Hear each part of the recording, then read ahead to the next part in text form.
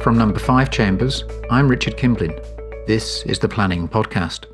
This week, we look at how local authorities are approaching their ambitions for net zero. Again, we will pick up our theme of COVID consequences and ask whether the COVID crisis is having an impact on local authority contributions to addressing the climate crisis. With Nina Pindham, barrister at Number 5 Chambers, the Planning Podcast looks at two conurbations, Birmingham and Nottingham. Nina introduces her guests, Maria Dunn and Naomi Todd, who direct and manage Birmingham City Council's route to net zero, and Councillor Sally Longford, Deputy Leader at Nottingham City Council. But first, Nina provides us with the legal and policy orientation. Nina, hi, good morning. Good morning, Richard. Good morning to you, and you're in the Number 5 Chambers Oxford recording studio, is that right? I am, yes. Slightly pulled together MacGyver style, but nonetheless, that's what we're all managing to do these days, is pull things together. So the Number 5 recording studio is up and running from at my end. Excellent. And we're going to have a look at net zero and the way in which people are still continuing to pull together those policy objectives, even in the context of the COVID crisis. But let's start off by understanding what net zero is now. My recollection of it is sort of roughly this, that we spent some years trying to work out whether we were going to leave the European Union or not, and just towards the dying days of the last Parliament, a lot happened in respect of this major policy area. Have I got that right? Absolutely. And you mentioned the long drawn out Brexit process. And for those of us, I don't want to invite people to remember those days, but we certainly were not impressed by the speed with which Parliament was acting in terms of Brexit. So we were all very happily surprised by the speed with which we obtained a legislative duty to achieve net zero.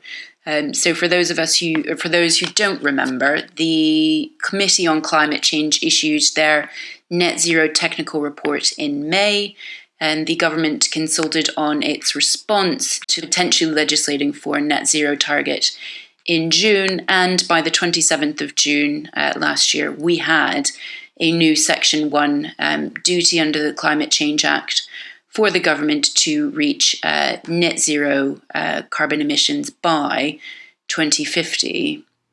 Now, Nina, this is the 2008 Act, isn't it? So are you talking about an amendment? That's it. So the initial target for 2050 was to reach a net UK carbon account of only 80% of emissions assessed against the 1990 baseline. So we can see there is a huge uplift in ambition between the previous target and the one we are now all working towards. Now, that's a legal obligation. We're going to hear later about still more ambitious targets adopted by some local authorities and indeed perhaps by some major undertakings such as, for example, Microsoft. Are they legal obligations? No, well, that's what's so interesting.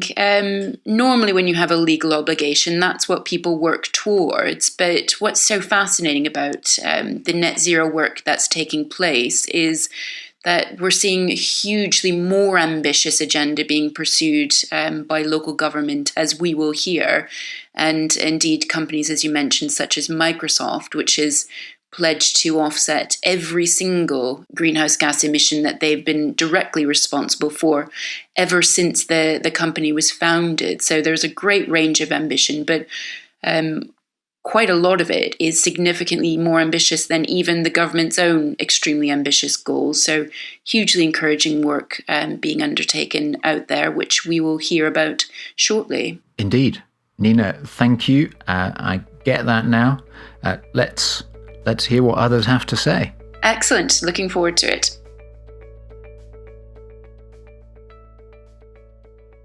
Maria, you are with Birmingham City Council. What's your role there? I'm Head of Development Policy, which includes planning policy, transport policy, Section 106 and SIL, and economic policy. And within that remit is part of the Route to Zero work. Route to Zero. I've seen that on the council's website. That's great. That's the R20. What is that an expression of? It's essentially the City Council's ambition to achieve net zero carbon, both within the City Council and across the city as a whole. Okay, big job. Yeah. And I gather that you joined in January expecting that you were just dealing with one crisis, the climate crisis, but you seem to have picked up another crisis as well. Yes, so when I joined the authority, part of my remit was the Route to Zero work and the strategy towards net zero carbon. But obviously we are now dealing with COVID-19, which has reframed the context somewhat. Well, we'll have a chat about that later. And we've also got with us on the line, we've got Naomi. Hello, good morning, Naomi. Good morning, hiya. Naomi, what's your role in the council? So I'm project manager for the Route to Zero task force and some of the wider climate emergency work. Fantastic. Well, thank you for joining us. It's wonderful of you both to do that. Naomi, as project manager for R20, what was on track pre-COVID? So pre-COVID and still now really, as Maria mentioned, we set a net zero target for the city and the council, and that's for 2030. And that came about after the climate emergency declaration in June last year. So the Route to Zero task force was set up as a partnership body to drive a lot of this work. And they're really focusing on that 2030 target, but making sure that it's going to be a just transition for the city. So in that sense, we want to make sure that the policies and interventions we put in place are not going to disadvantage people, communities, businesses across the city, particularly given Birmingham's quite high level of deprivation that already exist in the city. So the essence of the vision is to achieve the objective, but dealing with that in a way which is fair and equitable, and not placing the burden of dealing with the emergency inequitably on those most disadvantaged. Yeah, so we want to focus quite a lot on the co-benefits of climate action, so whether that's health benefits or economic benefits, benefits to the transport system. We want to look at it holistically and make sure that people really are benefiting from the interventions that we bring in to reduce carbon emissions in the city. Pretty much without exception, the city authorities that have been looking at tackling net zero have set more ambitious goals than the national government set, which is itself one of the most ambitious goals amongst the major economies. The legal commitment to reach net zero by 2050 from a 1990 baseline is the first amongst major economies, first goal amongst major economies that we've seen. So it's really encouraging to see the level of ambition that's out there. My only worry from what I've seen is that there might be a lack of joined up thinking, and best practices might be better shared. So I think that's where everybody talking to each other can come in and resolve that potential gap in the framework here. So Maria, you've heard a bit there about people talking together. As I understand it, there is a substantial task force in Birmingham. Is that right? Yes, so the task force is a partnership essentially of different organisations across the city.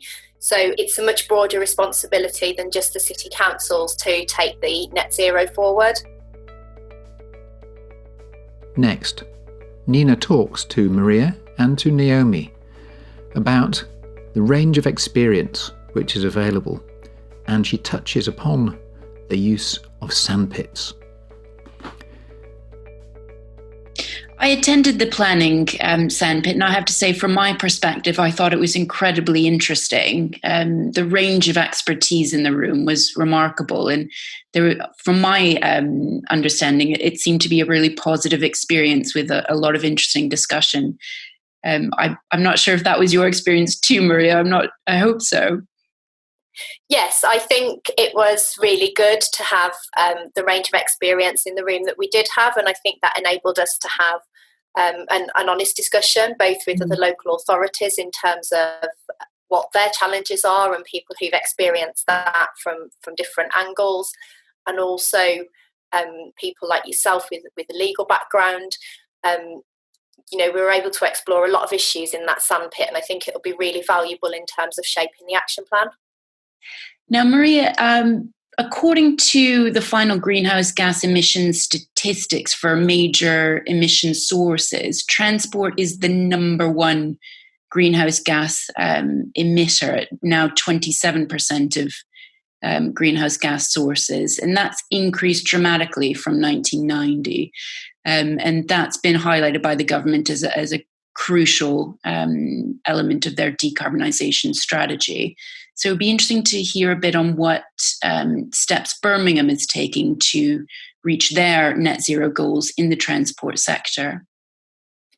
Yes, certainly. I think Birmingham have been focused on decarbonising transport for quite some time, and I think there are a couple of significant things which it's worth picking up on. So we have a walking and cycling strategy, and I think one of the big achievements of the last few years has been the implementation of the blue routes across the city. So they give real priority to cyclists, and together with that there's been work in terms of building confidence in communities with people's ability to cycle. So I think that's a big success story.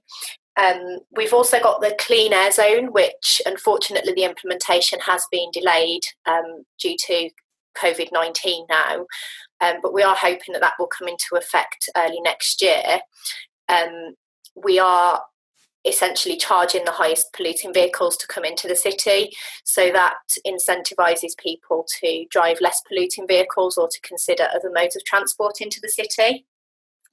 And our Birmingham Transport Plan, which has recently been out to consultation, is quite innovative in terms of some of the things it suggests. So trying to prevent people driving around the city and trying to reduce those short journeys being undertaken by car and encouraging them to be switched to walking and cycling instead.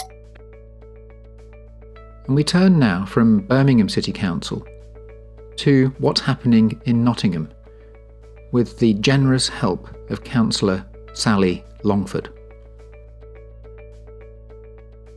Thank you so much, Councillor Longford, for your time in this. We're really excited to hear what Nottingham is doing and how they're meeting such a hugely ambitious goal.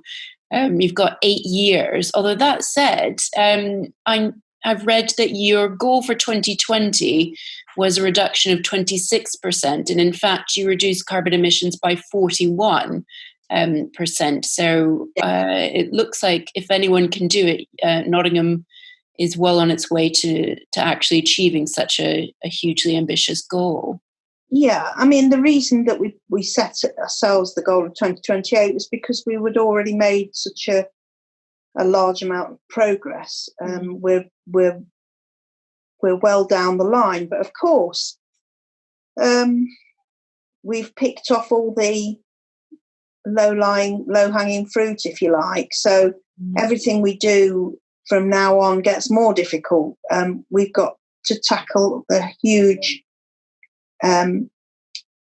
issue of the built environment, the legacy of poorly insulated housing, for example, across the city. We've got to try and find ways to help people reduce their energy usage domestically, and provide renewable energy sources, sustainable energy sources for them. So that is going to be a massive challenge.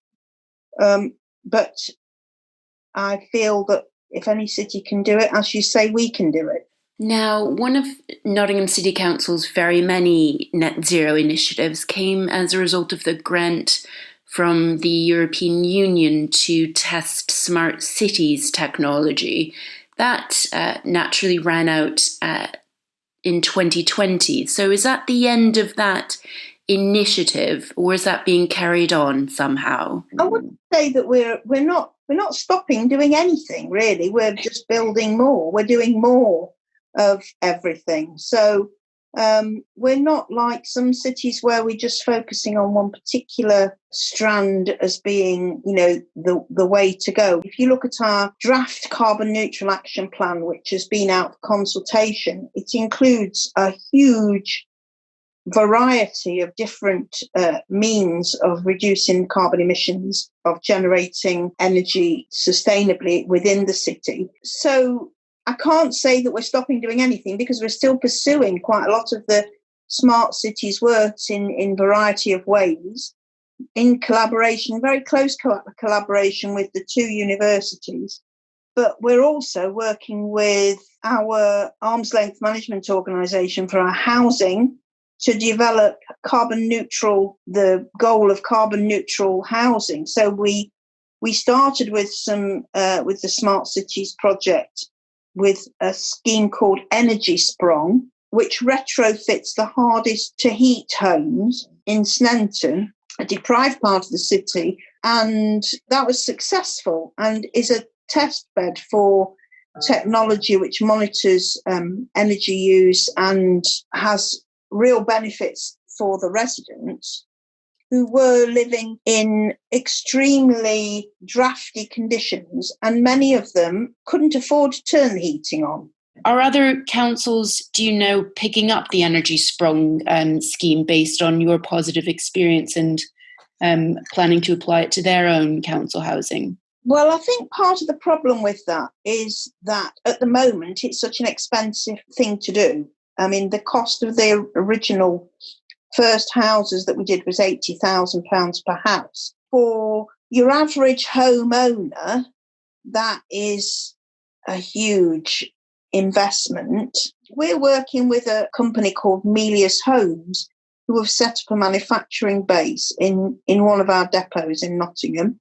And hopefully they will be able to bring down the cost of actually using the technology so that it will become more affordable. And then hopefully we can all benefit from that investment by being able to roll the system out to a lot more of our own houses, but also to sell the technology to other organisations. And now we switch back to Maria and to Naomi in Birmingham. Nina, lead on. I just wanted to pick up on the Birmingham Transport Plan and whether there are any proposals put forward within that were particularly difficult to get agreement on, if there were any huge controversies.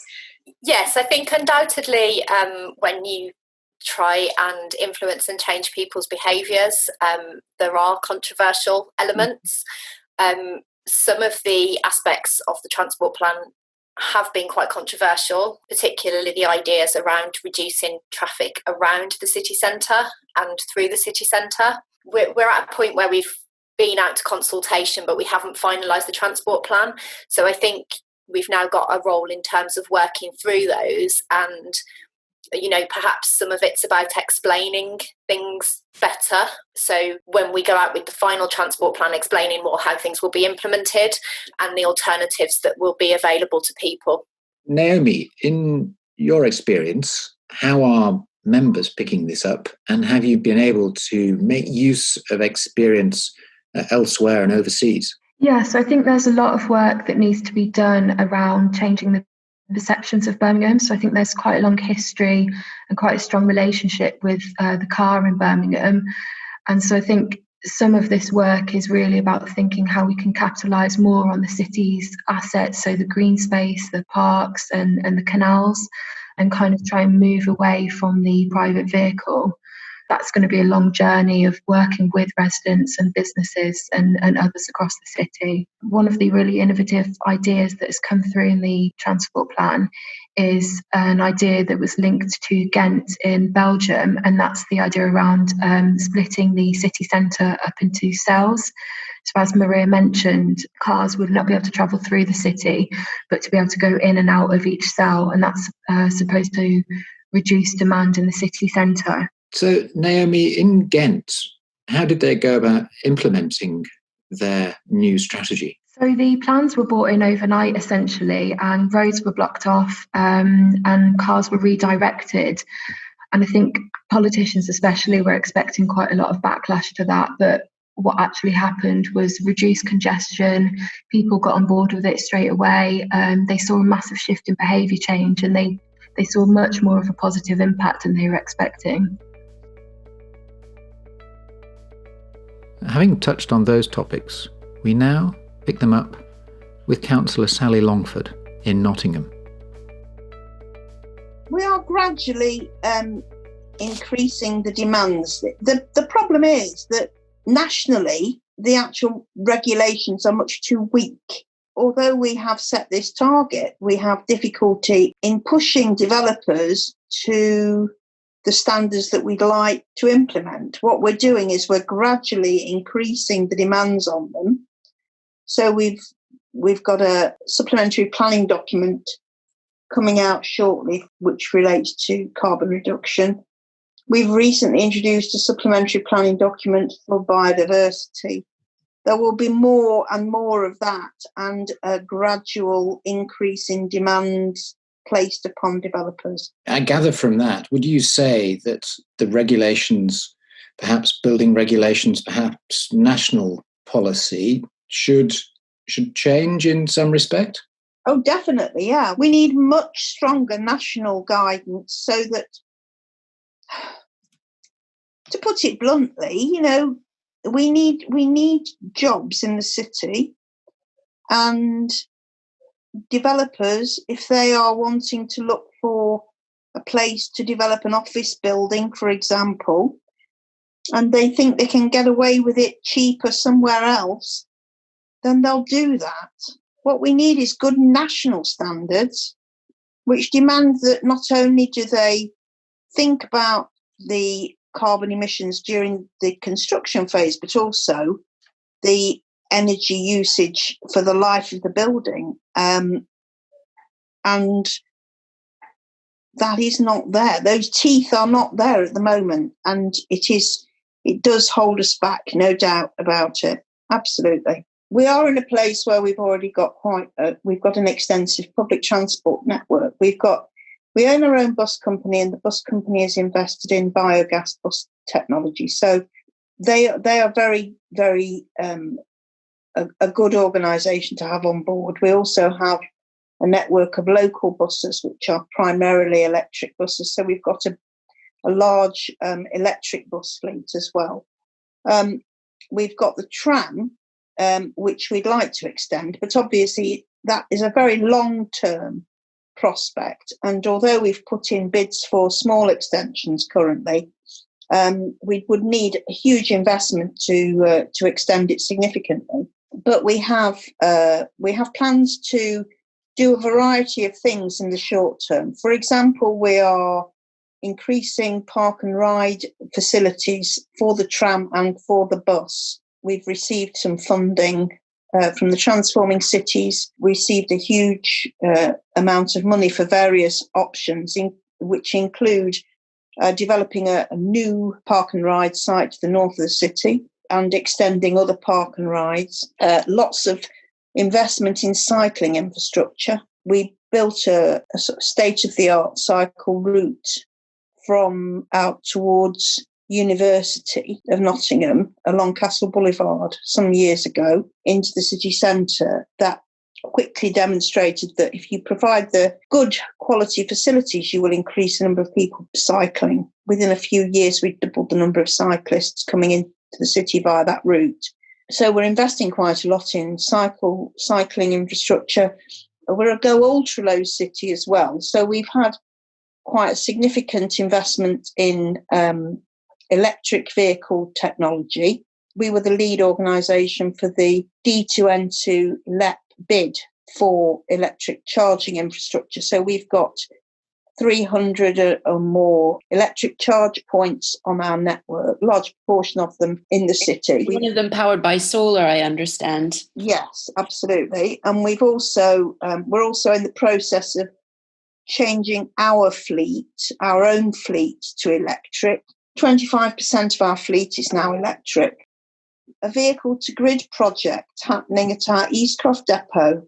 We've got solar panels on all the roofs that will take them to collect solar energy, which will be stored in a battery and then be used to charge our vehicles on site. But also, when the vehicles come back, if they've got energy still left in the battery, which many of them will have, that energy can be put back into the grid at an appropriate time to maximise the benefits for the grid and financially for us, so that we'll only be taking energy from the grid in rare circumstances for the operation of those electric vehicles. So that's a very innovative and interesting and quite groundbreaking project, really, because of the scale of it. We now pick up on the economic recovery and the impact of COVID generally, turning first of all to Birmingham. The economic recovery that we will have to go through and try and stimulate is, in my view, a good opportunity to look at the linkages between the economy and net zero carbon and think about what projects or initiatives we could bring in that help deliver net zero carbon but also provide that economic stimulus. I think the other big issue is transport. So in the climate that we're in at the moment, people are being strongly discouraged from using public transport. And that's all around the social distancing and the need to only undertake essential journeys. And I think when we see a position where people can start to return to working in offices and working in the city centre in bigger numbers than they are at the moment, one of the things that we're quite interested in will be the impact on how people travel. So will people still be concerned about using public transport? How will public transport sit with social distancing? And also, we've seen an increase in walking and cycling. Whilst there's not hard evidence, I think, we're all aware that there's been an increase in walking and cycling. And I think some of that's for leisure and some of that is as a means of commuting. So it will be interesting to see going forward if that's changed people's attitudes and whether they are more likely to use walking and cycling as a form of transport, particularly on those shorter journeys. Maria, is there anything you'd like to say about the air quality implications of this? I think it may have had a role in terms of increasing people's awareness of poor air quality and the impact of vehicle emissions on air quality. So, for example, on an international scale, we've seen images of smog in New Delhi disappearing. Hopefully that will help people to think about their impact more locally and perhaps encourage them to change their behaviours. And that ties in with your comment earlier about the need to educate and make things personally relevant to people in order to drive behavioural changes. So I think you're probably right there. When people see a direct impact, they're more likely to understand the reasoning for policy changes. Yes, yeah. Now, having touched upon the thinking in Birmingham so far as COVID and the climate crisis are concerned, we turn back to Councillor Sally Longford in Nottingham. Well, part of the carbon neutral action plan is to try and encourage people to travel less and to work from home more. And clearly people have now got a taste for that.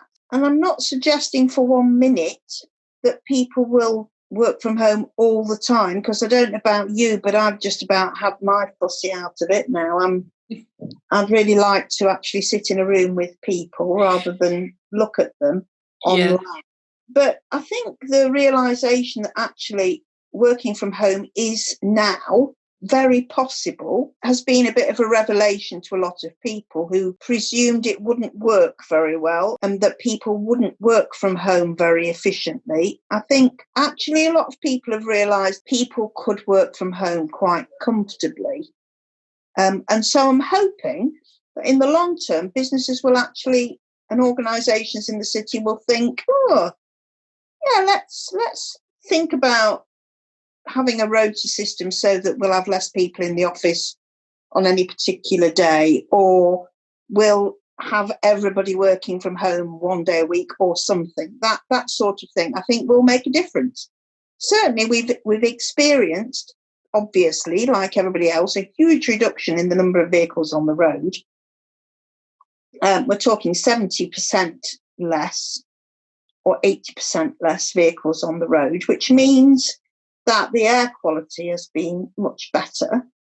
Bearing in mind the apparent link with COVID impacts, I think there's a huge argument for saying that we should try and continue to benefit from cleaner air, and obviously less vehicles on the road is one way of doing that. So I think that has sunk in with quite a lot of people. It remains just for us to thank everyone for their absolutely fascinating contributions. I myself am deeply impressed by the sheer volume of work that's been undertaken and will be undertaken on the net zero initiatives that we've heard about. And also, I'm greatly impressed by the initiative that's been shown by our contributors. It's a great example of just getting on and doing it because it's the right thing to do. And now is the right time to be doing it, even though everyone's acknowledged it does involve exposure to risk and comes at a cost. But that said, this cost will be recouped, probably in rather short order financially, but in any event by future generations. That was the Planning Podcast with Nina Pindham, barrister at No. 5 Chambers. We're going to return to the topic later in the year, looking at the impacts and opportunities in other sectors, all of which are presented by the Net Zero Challenge. Next week, we turn to the courts and to Jack Smythe on the risks to development from wholly unmeritorious legal challenges, who will be with me along with Hashi Mohammed, who will be addressing us on remote planning court hearings. And, as if none of us knew what a dwelling was after 6 weeks being locked in one, he will be telling us exactly what a dwelling is. You really couldn't make it up. Till next week, goodbye.